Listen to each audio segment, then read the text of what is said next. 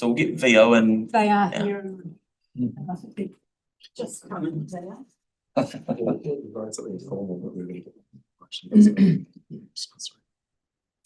you straight into it, Carolyn. Straight in.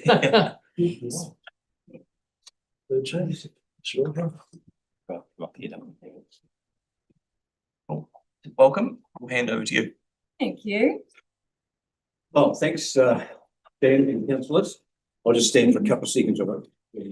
Well, thanks very much for giving us time to come along and present Q3 report. This is about Q3 tautahi performance. Inevitably, we'll mention a couple of things about gearing up for the stadium in the future. But we've had that opportunity to talk, so we don't want to sort of spend a lot of time on that. This is about the performance for the last quarter. So I'm going to hand over to Caroline and Danny, and they'll take us through that. Oh, thanks, Gil. Now, good to see you all.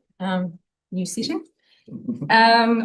All right, look, today we're going to talk a little bit about Q3 and year to date. And given we're already at the end of June, which is a bit scary, we'll probably just talk a little bit about where we might end up for year end as well. And as we said at our last session, we'll also touch a little bit on commercial and operational preparedness for One New Zealand Stadium at Te Kaha. But generally Q3 has been a really positive quarter, and year to date we're tracking along really well. It's on there. Okay. So you'll see there to the end of March we've welcomed over 480,000 guests. And we're on track for the year end to welcome 670,000 guests, which is 170,000 more than we had forecast, which is awesome. On track to deliver over 400 events versus the 393 that we had. And you'll see there a really good split of event type. So making sure that all of the venues are being highly utilised, but they're being utilised with a good diverse range of events. And you'll see there 16 major events delivered to the end of Q3 and forecasted to deliver 21, which is 5 more than, again, we had forecast. So all tracking really, really well.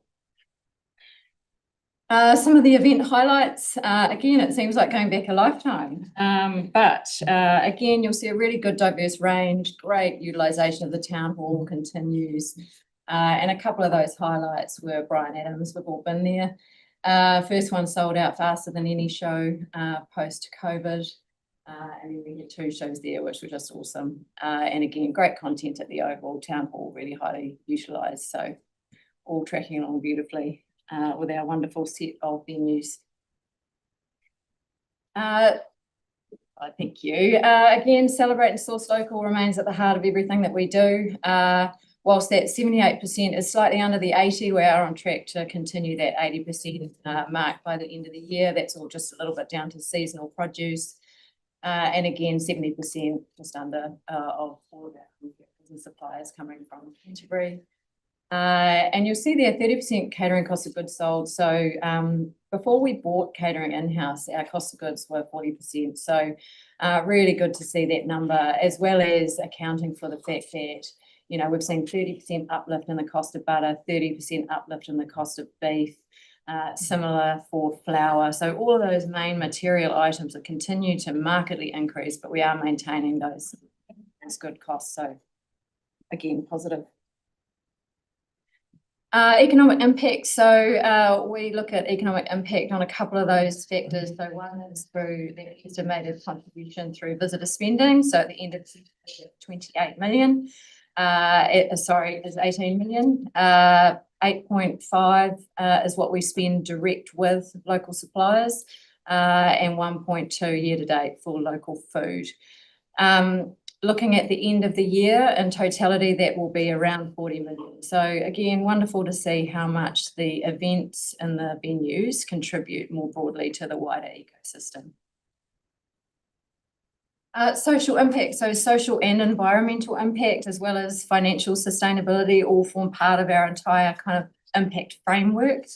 And you'll see there some wonderful uplifts from Q2. So 34 staff trained and recruited new staff.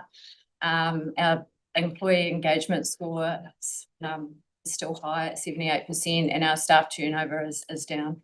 to 7%, industry standards around 25%. So really good to see that, our team are happy in their work and obviously feel really connected to the work that Venues or Tautahi do for the city. And equally important, environment. So all of those reductions there are versus our 2023 baseline. So you'll see across all of those categories there, we're seeing material decreases. So electricity usage, stationary fuels, transport fuels, and waste. Now, waste is obviously one of the more visible, but it contributes about 0.6% of our entire carbon footprint. So some of those others are more material. And in terms of our fuel, so stationary fuel, we have started work on the replacement of our diesel boilers, which contribute 39% to our total carbon emissions. They'll be done in the next 18 months. We just have to wait for a big window for the arena to be available.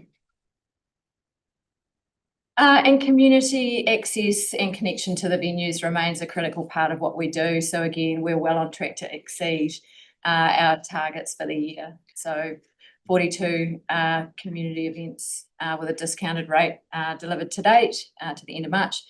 So that annual target well on track to be exceeded. And again, we've already exceeded the 100 grand's worth of community discount. Another positive story around our client and guest experience NPS scores. So again, tracking well ahead and providing a really good platform, particularly around that guest NPS. We want to get that, keep that moving positively, but all tracking well ahead of where they should be. Financial performance targets. So we're going to end the year again well ahead of where we thought we would. So our operating income to the end of the third quarter, we've got a $737,000 positive variance to budget. Our EBITDA is 1.5 million ahead of budget, and our costs are 1 million down. So all of those things are really about both our commercial partnerships and some of the new commercial partnerships that we've engaged in over the last 3 quarters, as well as that stringent cost control and being a bit more clever about some of the things that we're doing internally. We've also seen a bit of a downshift in utilities and a little bit less insurance. We haven't seen those market increases that we have seen over the while, but noting we do have those other uplifts in terms of food costs and all those other things that we are managing, as well as the living wages. And obviously continuing to meet those pre-opening costs for the stadium. So a bit of an update on where things are at with our commercial and operational readiness. You would have seen we've been out in the market selling premium hospitality, which has gone really, really well. So we're already ahead of the assumptions for next year, which has been great. We won't talk all of the specifics at the moment. We're still working through all the contractual arrangements for premium hospitality, but as I say, we are well ahead from phase 1 and we've still got phase 2 to go. Operational readiness continues. You might have seen that we're out in the market recruiting for casual roles. As of today, we've had 850 applicants, which is awesome. So what we're going to do, actually, we do need staff with skills already established so they can hit the ground running, but we also want to provide training and development opportunities for people in our community. So we are going to create more of a VO Academy to start bringing some of those potential members of the team that just need a little bit more support and development. So we're going to have that 2-tiered approach to make sure that we don't have too many of those 850 disappointed, and we can provide those opportunities that we want to. Event attraction, we talked about at our session back in May. We don't have anything more to update on that other than we are in some heavy and intensive commercial discussions around some of those launch events, and we'll be able to talk more about that in the coming months. Looking forward, might be a hurry up. So just looking forward to the remainder of the year. Sorry.